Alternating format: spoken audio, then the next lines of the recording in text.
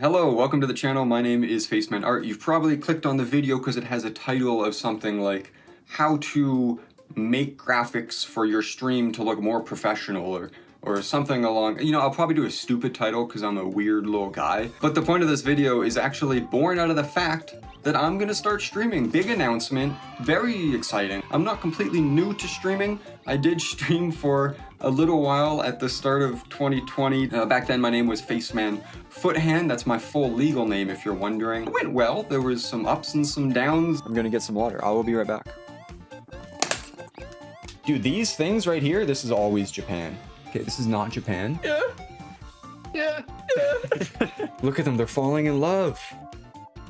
I had fun. I was more of a gaming and variety streamer. I did dabble in some art streams. So since I'm taking the dive back into streaming, I thought why not, share the process of me setting up my stream channel again. I will be streaming on Twitch, but there's graphics to do, there's settings to look through, and I thought, let's learn together as one big, happy, parasocial family. Why don't we? And hopefully it'll help you out if you're thinking of streaming, or maybe if you're just an artist. I'm gonna do things a little bit backwards and do the animations and like graphics and overlays and stuff like that first, and then at the very end we'll look at some of the equipment I have and some of the settings and just kind of setting up the Twitch channel again for streaming. Let's jump into Photoshop, start designing, and start streaming, I guess.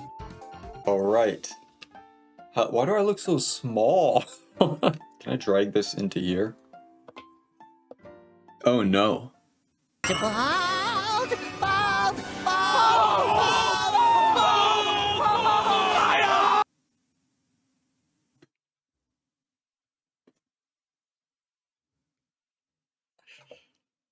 As you can see, we're at a blank slate here. The first thing I think I'm going to do is a box around my webcam. It's simple, it's a box. How complicated? It's a banana. How much could it cost? $10?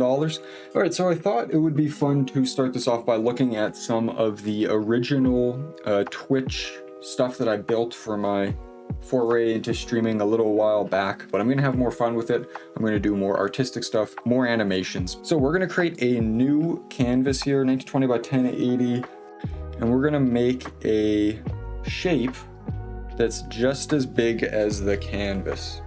And then we're going to stroke it, just do a red for now. And then we're gonna go to crop. We're gonna extend it. And what we've essentially done is we know where our 16 by 9 webcam image is gonna go. It's gonna go inside of this red rectangle. Let's play around and see what we come up with. What's my process for sketching out eyes? Well, you see, all you have to do, and it's really simple, solely draw eyes for about a decade.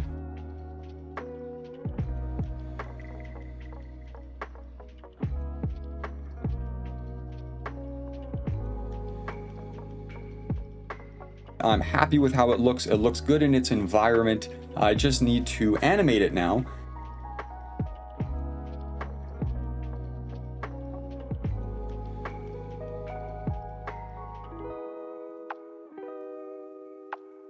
Okay, so we've created a rudimentary animation for one of the eyes blinking. I personally won't know if it looks 100% good until we bring it into After Effects and animate it.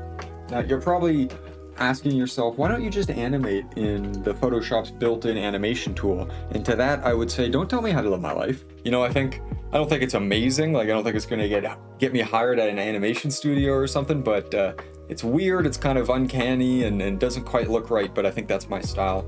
So that's the process of animating a border for me. I'm gonna animate the rest of it, and then we'll jump into, the export options. To export an animation as small as you can, which is what you want, the steps pretty much are: 1, figure out whatever stream elements you want to create. 2, draw them in the correct proportions using some guides that I outlined at the very start. 3, decide if you want to animate them. 4, animate them if you want to. 5, export into WebM. 6, bring into your stream companion. And 7, link to your OBS. Yeah, that kind of runs down all the steps of creating overlays and stream elements, and I hope they helped. Surprise, I'm in a new corner of the screen. Just wanted to quickly touch on the next set of graphics I'm going to be working on. That is the intermission screen, the starting soon screen, and the be right back screen. Oh, wahoo! No, it turns out that the process of creating all these stream elements and animations isn't the best content. There's a lot of small details you change, you know, going back and forth, seeing what works and what doesn't. So I think it's better if instead I go over and summarize all the completed screens. So let's start off with the intermission screen. It actually did not change much in layout compared to what I just showed. The main thing was figuring out all the fun and weird additions to everything, which in this case included this weird blinking eye in the middle, which I guess has unintentionally become a reoccurring theme in a lot of my stream animations, as well as these hands with too many fingers. The intention there was to make my viewers hate how intimate the hands seem to be moving. Next, I moved on to the away screen. This one actually came together pretty quickly. The idea of a stretchy long arm jumped out to me immediately for some reason, and the animation for the text is super simple but punchy. I originally actually wanted the hand to drag a bloody, decapitated head that resembled myself, but I thought it's probably best not to push the Twitch and YouTube TOS. Finally, I put together the starting soon screen. This one took the longest at the idea stage. To be honest, I still don't fully love the concept, but having a Hypnotoad-esque element in a pre-stream animation is pretty funny to me. Just trying to force people to stay into the stream is a funny concept that I thought worked well. The animation was simple enough. At this point, I had drawn plenty and plenty of blinking eyes, so that part came together pretty quick. What really tied it all together was the post-processing effects. It was just a simple After Effects wiggle animation expression, some chromatic aberration. On the text, I used an echo effect and a shadow effect. I also used a posturized time effect on everything to kind of force it to go at 12 frames per second to kind of give it that choppy feeling, and that kind of ties everything together. However, there is one final element I want to get done in this video, and that is the notification system. I have a very vivid idea of what to do for the animation for this. So let's jump back onto the computer for this. I'll switch to OBS and we'll see you guys in a sec. All right, we're now in the land of OBS. It is time to tackle a stream notification system. You guys can wait. Look at this. Look at this beautiful creature. All right, we're officially in the process of creating a stream notification, or I guess they call it an alert box on Stream Elements. Before we get fully started, I just wanted to show off the one that I had when I used to stream. If someone subscribes, this is what happens.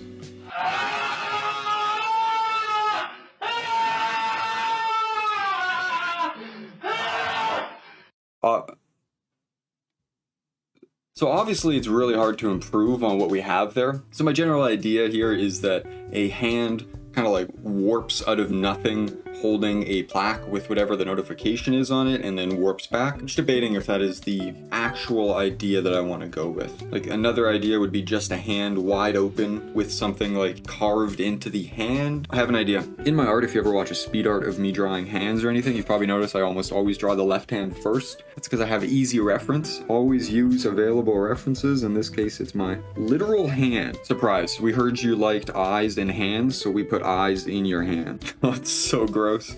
Cool. All right, so we have a sketch of the idea pretty much complete. You know, we're gonna have a hand open up with an eye in the hand, and then the notification, whatever it is, will be within the white of the eye. Now we got to think about how we're actually going to animate it. I kind of want like a weird twisting hand that appears out of nowhere. So I've been playing around with the animation for the last little while, and slight change of plan. As I talked about, I tried doing like a hand like unfolding from itself pretty much, and I just couldn't get it to look the way that I wanted. So I think I've actually come to another solution for a way to animate this. An eye will float up and grow on screen, and then slowly get covered in the eye goop, I guess you can call it, the red stuff around your eye, and then further enveloped by the flesh of the eye, and then a hand will kind of fold backwards out from that. I'm excited. Let's just keep at it, keep going, and do our best to get this done.